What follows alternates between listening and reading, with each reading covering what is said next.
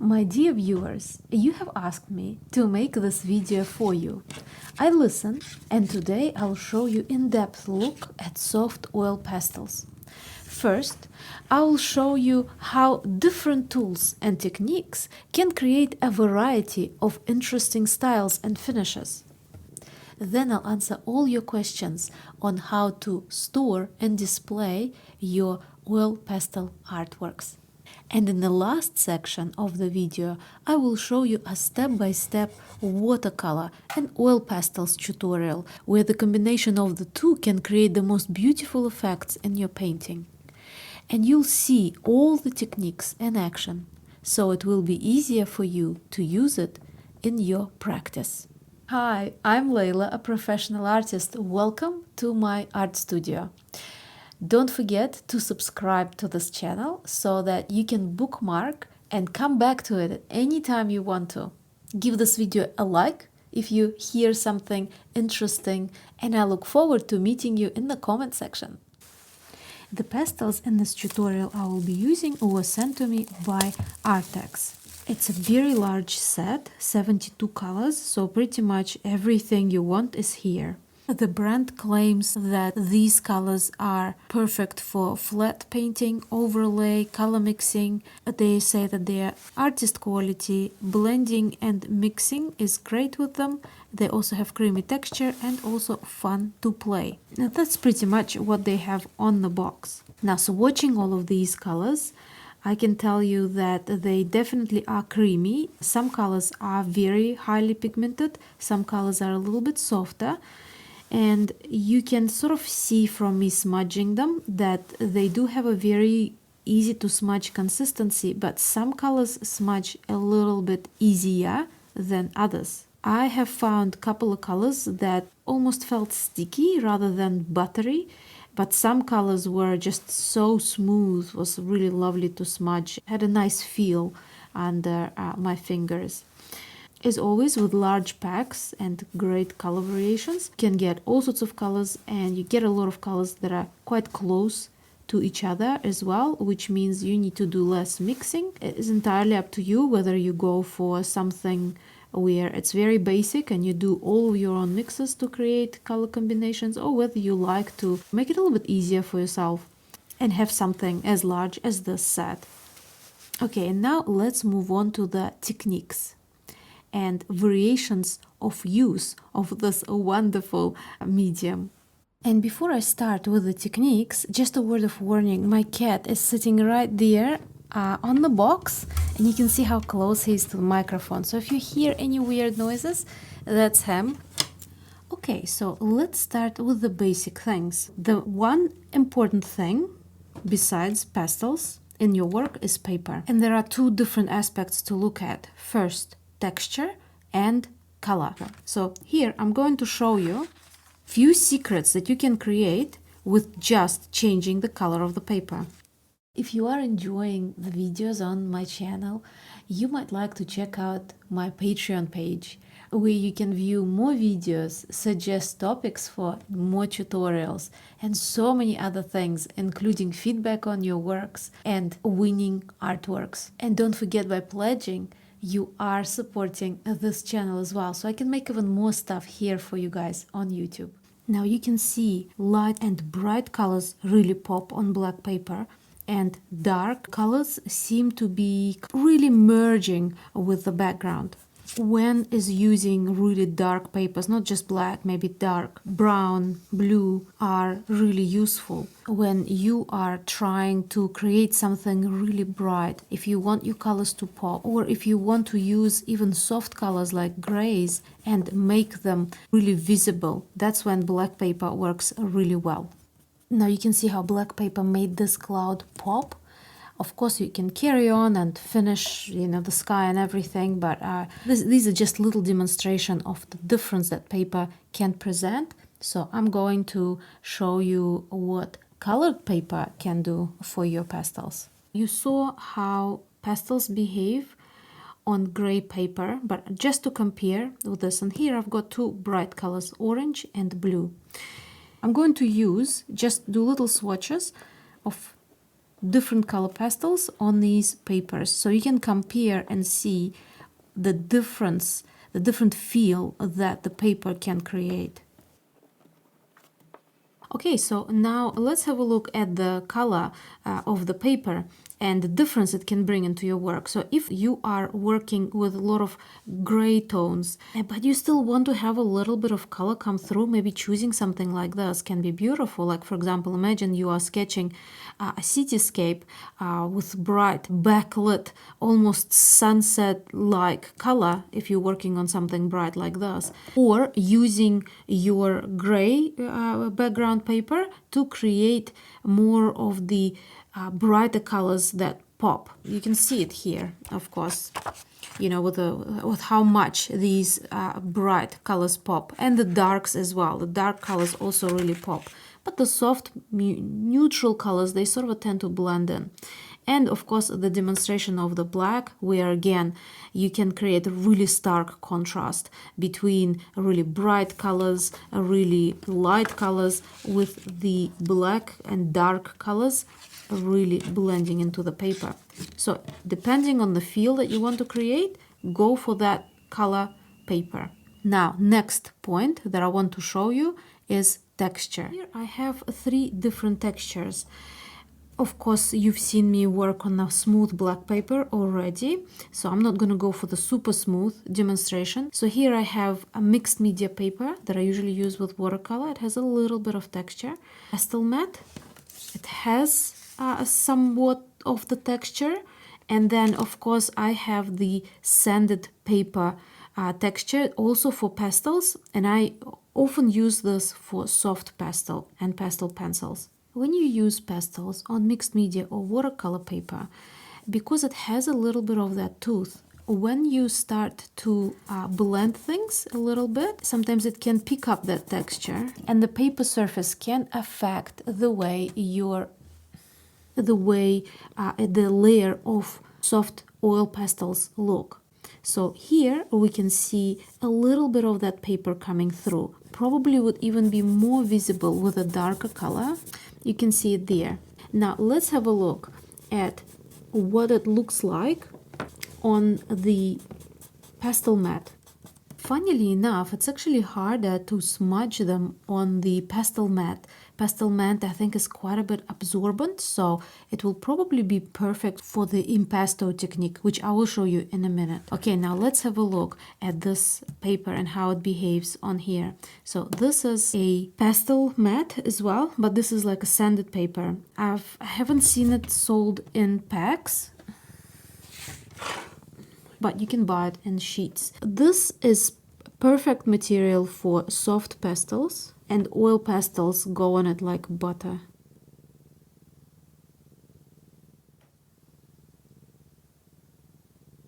Now let's see how they smudge. It also works really beautifully on this paper too. And if you are only working with oil pastels without doing any kind of mixed media or anything like this, I would definitely suggest that you go for something like this.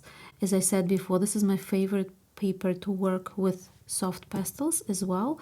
And this paper, as it looks, absolutely works perfect with the oil pastels. Now, if you want something more paper-like and maybe a little bit cheaper, although there isn't that much price difference. For me, it's just that I can buy this paper in packs, so it's a little bit cheaper. And this paper, it's still a fine paper to use for sketching and things like that, but it's not specifically designed for oil pastels. It is, however, is designed for mixed media. So if you want to add other art materials, you will probably have more control over our other materials on a paper like this versus something like this or this. Okay, so this is section 1 paper. So that's done. Now let's have a look at the actual application techniques that you can create with these pastels. I'd like to remind you that oil pastels, just like any other medium on paper, can be used in combination with masking tape. Okay, so in this first little square, I will be showing you what you can do with your pastels if you don't want to use any kind of materials. You can hatch with them. You can cross hatch with them. dab, just like you would with any other material that you can pretty much do anything with them that you would with soft pastels or even pencils. You can also squiggle and build up your colors. Mix them on your work, and you can smudge them with your fingers. You've seen me do that before. You can also use the side of your pastel to cover larger areas. But what if you want to not just smudge everything flat like this, like you might prefer to do this technique on the under sketch or something like this? What if you want to create a little bit more movement while you're smudging? Then you can use something like this. With a cotton bud or ear bud, depending on where you live, you can achieve much more control while you're smudging and blending colors together. You can create different textures. Something like this can be perfect for those of you that like that bouquet effect. You know, if you're working with photographs, the only downside is that they run out quite quickly, so you might like to have a whole pack handy. Let's have a look at the sgraffito effect. That's an Italian word and pretty much means to scratch into something or to scratch off. So this is a very useful technique, and it's useful in so many different ways. You want to apply one layer, you might as well smudge it in because you don't want that texture to get in the way. Well, in some situations you might want to, but not always. And then you can apply a darker color on top or a lighter color. It doesn't matter, as long as it's a little bit, you know, there is a little bit of a difference that's showing through. You can also smudge it, by the way, or leave it as is. You can then grab anything that is sharp, like I have a palette knife, like a dull needle would work well as well. So you can just go in and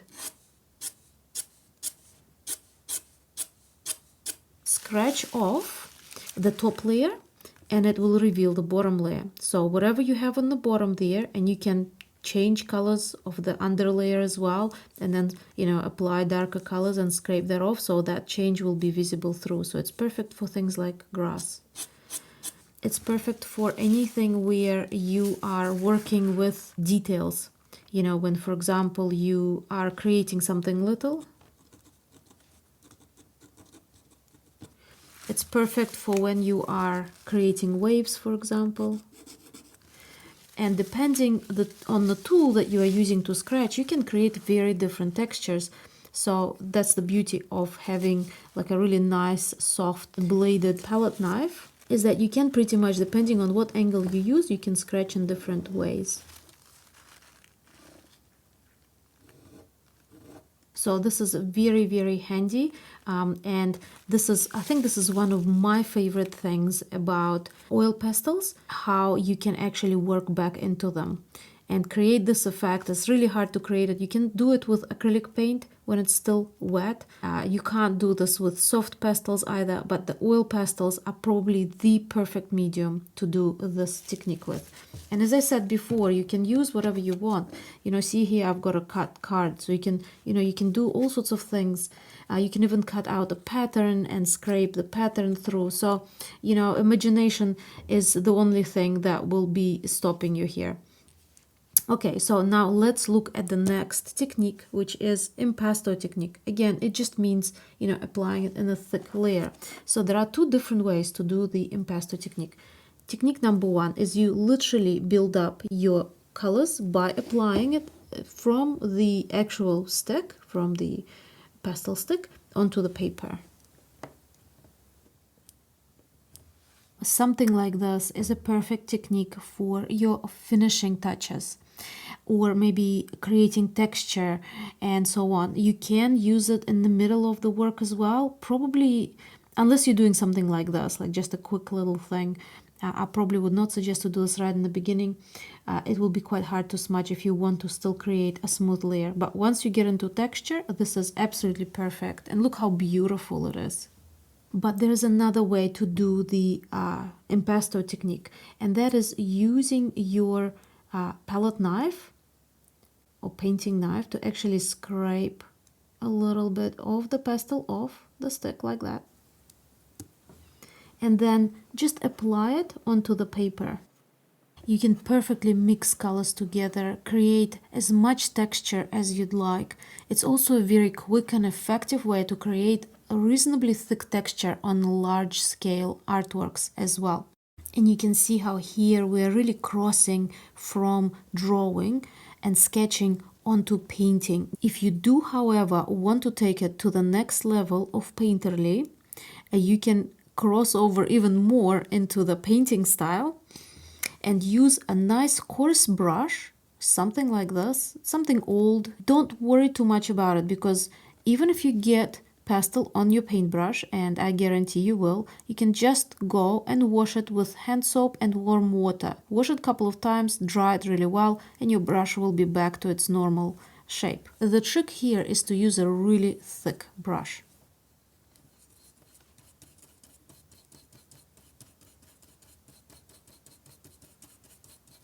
You can even pick up pastel directly from the stick with a brush and then apply it onto your work.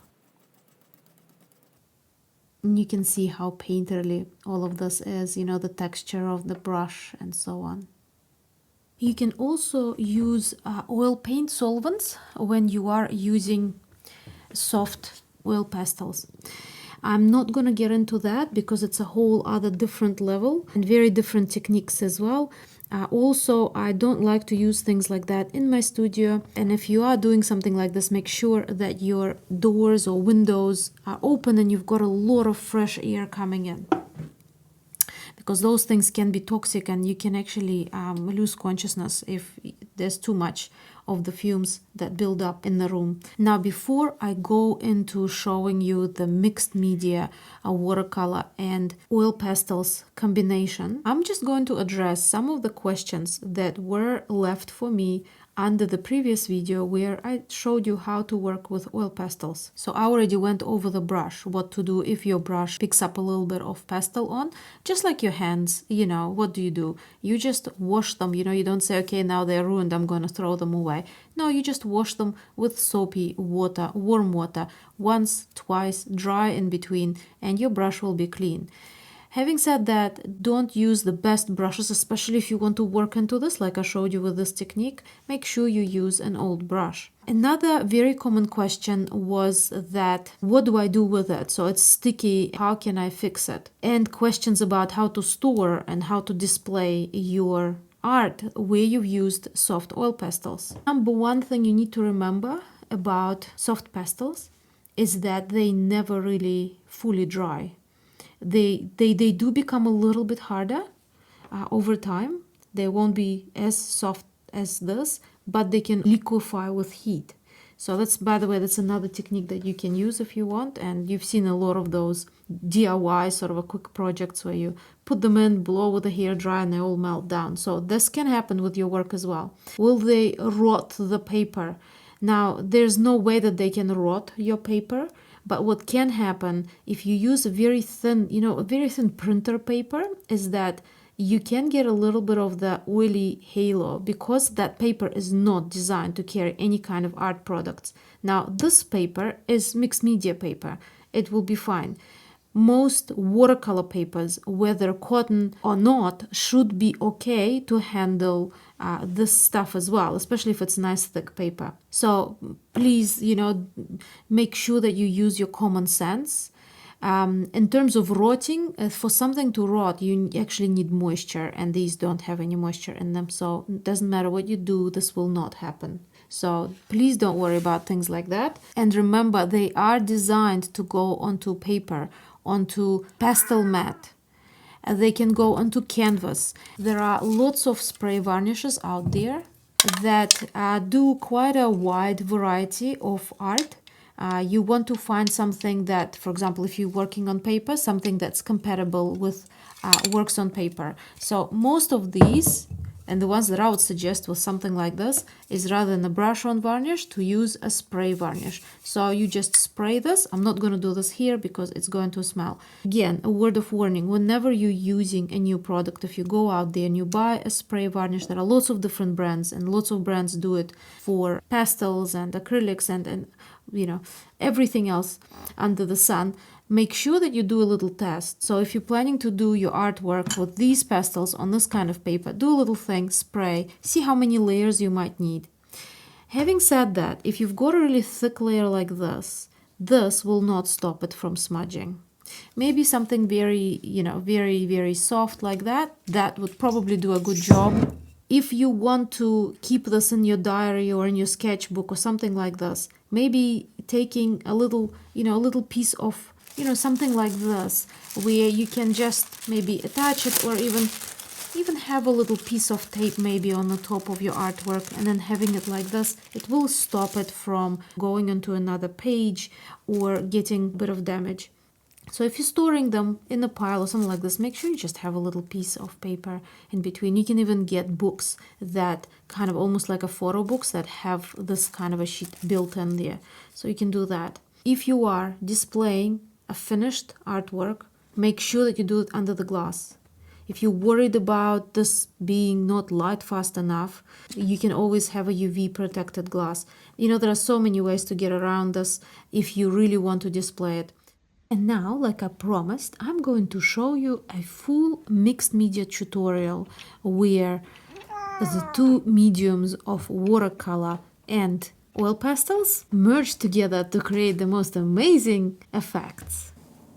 The paper I'm using is a mixed media paper from Fabriano, and the first steps are going to be purely just watercolor. Cadmium orange. This is also a great way for those of you who love to create loose watercolor effects to get into this mixed media technique, because your watercolor layers can be as ambiguous as you'd like them to be. And then as you go along, you can create more and more definition with pastels. Manganese and cobalt teal mix, transparent pyrrole orange, indigo and manganese blue. Those two same colors, just a little bit more intense. A little bit of the sun purple in here. If you're ever worried about using blue with yellows, they will create greenish kind of a color and you want to avoid it, always use a little bit of purple in the blue. And this is the part where you can really let loose and create all sorts of washes, any kind of color that you'd like to show through a little bit later on. You can just apply this without being worried about the details and so on. Now this color here is a mix of blue and brown. Now it looks like a very impressionistic, almost semi-abstract artwork to completely dry. So make sure you either leave it for a few hours, or you can just use a hair dry and let it all dry. And now it's time to move on to the pastels. Just like when you use oil pastels on their own, you want to start with the soft layering, and then you can scratch into it and layer up in a really thick way as well. So anywhere you want to add to the color palette, or anywhere you want to change the color, maybe give it a little bit more of a lighter appearance or darker appearance, this is where you can really go to town with pastels. I also really like the flatness that oil pastels can create on paper when you really rub them in, just to show a little bit of light shining through the branches. Now you guys, this is just a mixed media artwork, but if you would like to see different techniques that are specifically designed for using oil pastel with watercolor, I already have a video on that. And many of you have seen it, but please check it out just in case maybe you haven't seen it. It's a very useful video as well. Now remember, the closer objects are to us, the more in contrast they will appear and the warmer the colors will be. So the colors become a little bit more true as well. Some of that light hitting the greenery.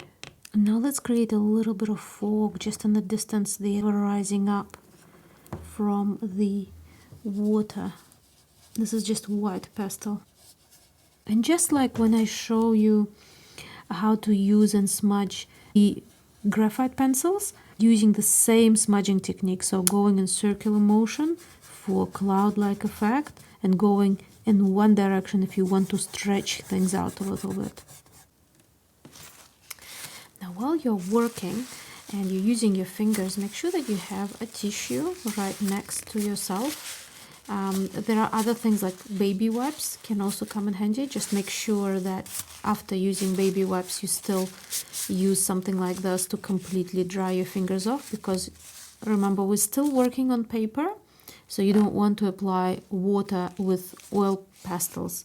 Whenever I work with oil pastels, I still prefer to work from the top to the bottom in that direction, and the main reason for that, it's not necessarily like with watercolor when you are wanting things to run down, for example. It's still quite a tacky product, so you don't want to be sort of going over here and in the meantime smudging something you've done here. Now I also want to bring out a little bit more glow around the sun, because the sun here is one of the main things. You can even put a little bit of that glow onto the fog as well. And of course the reflections in the water.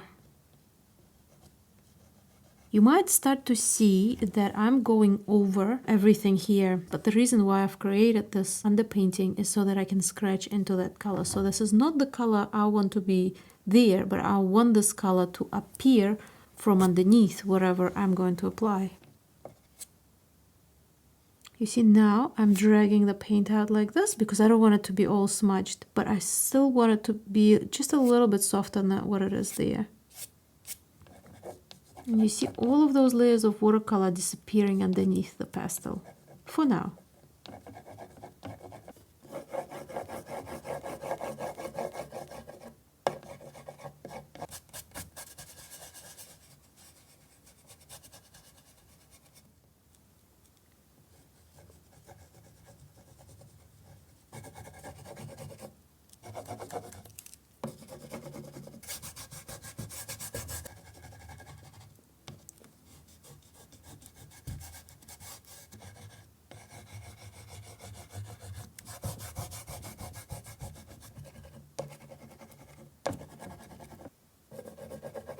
And you see how here in some areas I have watercolor coming through, shining through. In some areas I completely cover things up.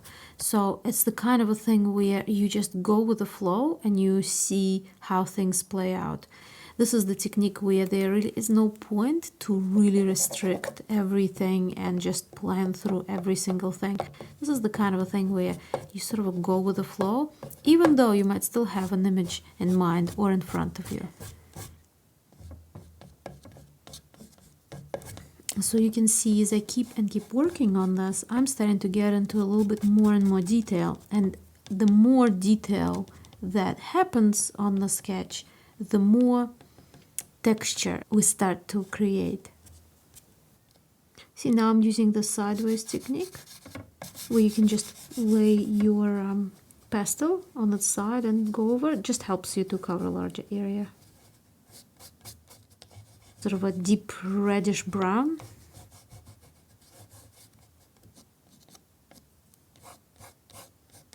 You see, when you've got enough of the pastel built up, you can just put a little bit through and just drag it out. So you see how here I'm working at the same time on the actual objects and then on the reflections. And I know at the moment they look like blobs, but they will get into better shape very soon.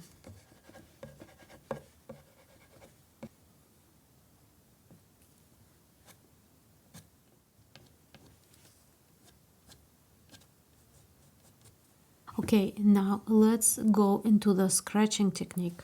So here is where you probably would need like a tissue because you'll be constantly wiping, and just carry on going until you're happy with the amount of scratch and detail that you have created.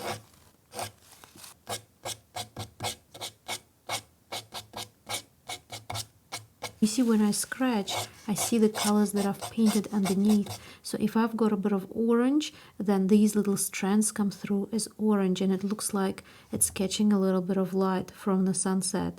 Where I've got green, those little scratchy bits look like a little bit of green grass. if you feel for at any stage that you have over scratched it or you've scratched somewhere where you don't want to, you can just easily go over it again and just resmudge it. It's part of the process.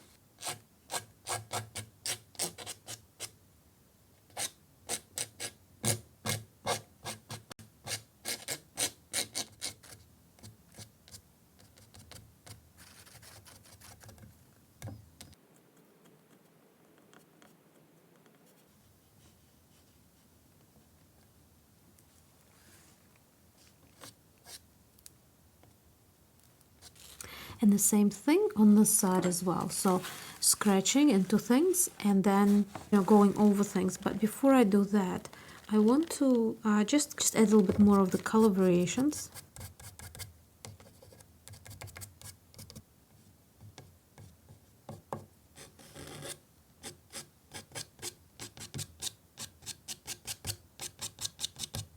You see what I'm doing? I'm always starting a little bit further away than what I want the lines to appear. So that way I can just go in and really softly smudge it. So that way it appears that these grassy bits are sort of a really softly appearing and just going to be touched by the, by the highlights. I think what I'm going to do is I'm going to apply more of the darker color in here and then scratch quite a bit of it out. You see how I'm literally just scribbling in there and then smudging it in. A bit of ochre on the side.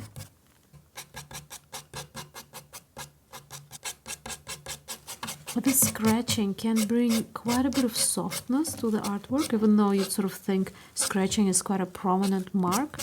But it works really, really well when you have quite a few of those lines side by side, like here with this grass.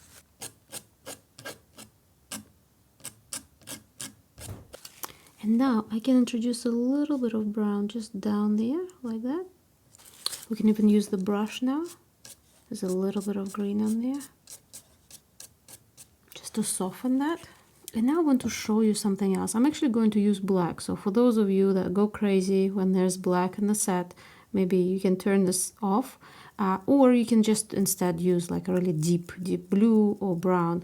Now, because there's so much color in there already, I'm actually going to be mixing this in, so it's not such a big problem. So this is the brush technique that I was showing you earlier.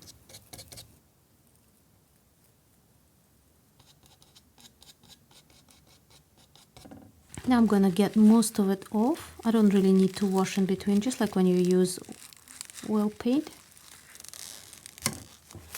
Clean, I'm gonna pick up a little bit of a different color.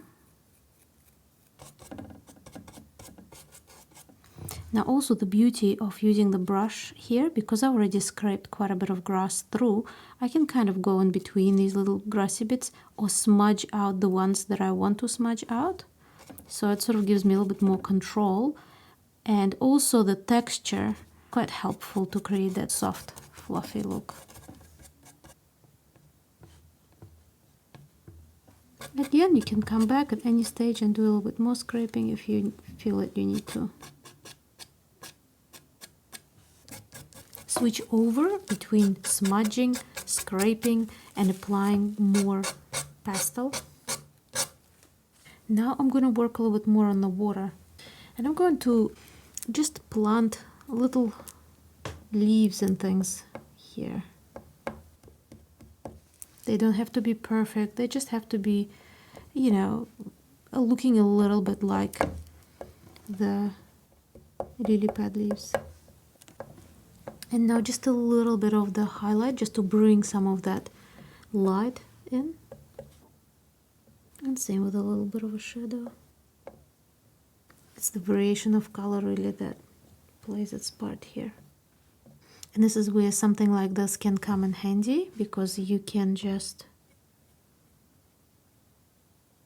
go in there and without really flattening it, you can really pull these colors in the direction that you want to, or leave them as they are, again, if you want to. Now I'm going to get some of this really sort of a deep browny red, And I'm just going to go through the whole composition and add a little bit of that here and there. It's one of my favorite colors to really tie everything together. To bring something like this out, you can also scrape in, because I've got a dark color underneath there. It would give it a little bit more definition. Now I want to add a little bit more color into this as well, otherwise it just seems very separate from everything else because it is so dull. Okay, so now I just want to bring this out a little bit, otherwise it's just sort of a very color-wise, it's just really cut off and just too firm for my liking.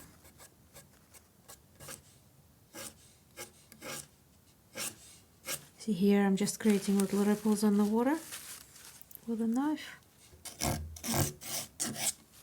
Okay, now I have a few flowers to finish things up with. So here I've got the technique, remember that I showed you, where you just cut into the pastel just a little bit and then apply.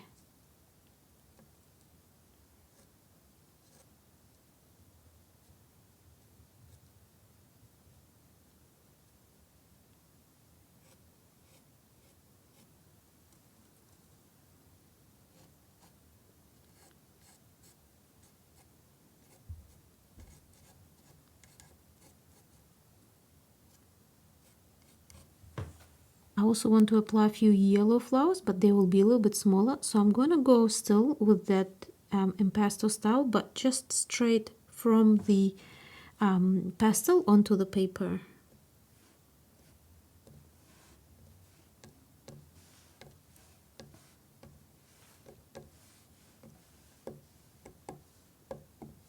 And a few well-defined white flowers.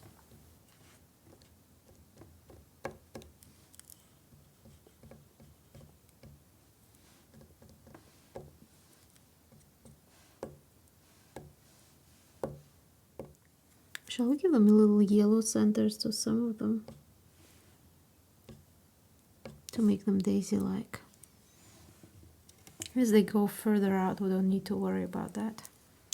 Black again, just to give things a little bit more direction, mixing it up with a brush. Just whatever left over of the paint that I have on this brush, I'm just bringing it in and creating a little bit more texture and a little bit more shadows on the water.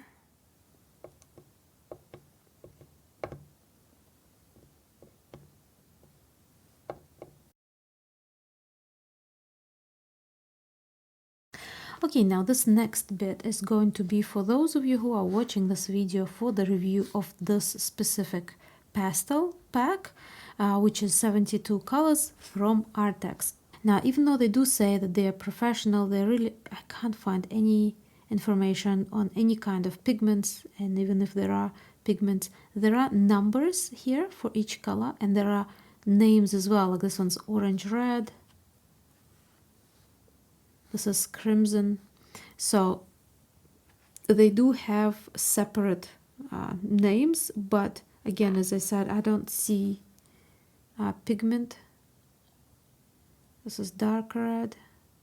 Yeah, there is a number, but I think it's a color number, not a pigment number, unless it's like a non-standard pigment number, which I don't think it is.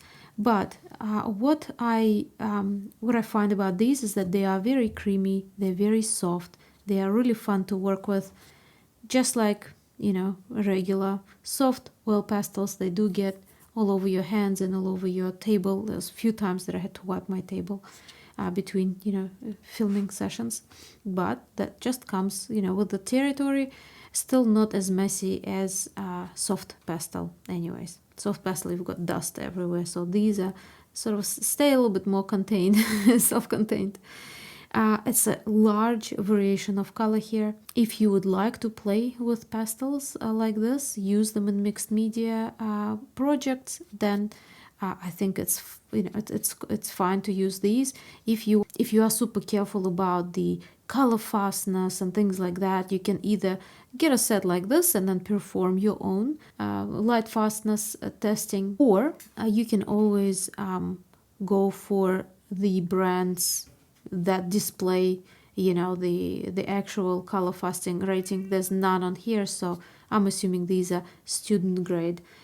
Always check the price. They don't seem to be very expensive, but sometimes, depending on where you live, shipment can add in, and then make sure you weigh everything for yourself. But otherwise, it's a great set and it is fun to work with. I hope you guys have enjoyed this video, and remember that everything that I show you in the tutorials, it's just a little extra knowledge that you can add to your reservoir of skill and technique and material reviews. So remember, you can merge what I teach you here with things you already know. That way you can create better and better art with every art session that you have. I want to say a big thank you to my wonderful patrons who are supporting this channel.